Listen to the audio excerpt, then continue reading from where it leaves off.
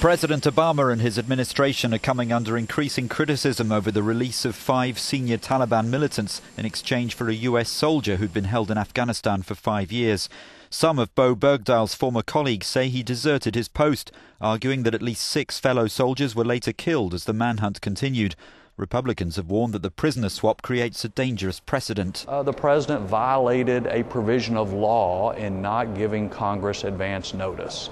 And while you can always argue that, well, this was an emergency, he needed to act quickly, this pattern of violating the law is also a danger to national security.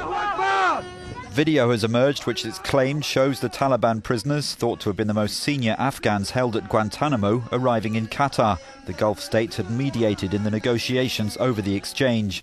The White House has defended the deal as absolutely the right thing to do, saying the US doesn't abandon its men and women in conflict. The Secretary of Defense made the conclusion that the mitigation efforts were sufficient when it came to the assurances we received from the Qataris and the communications we've had with them, that these 5 detainees do not and will not pose a significant threat to the United States.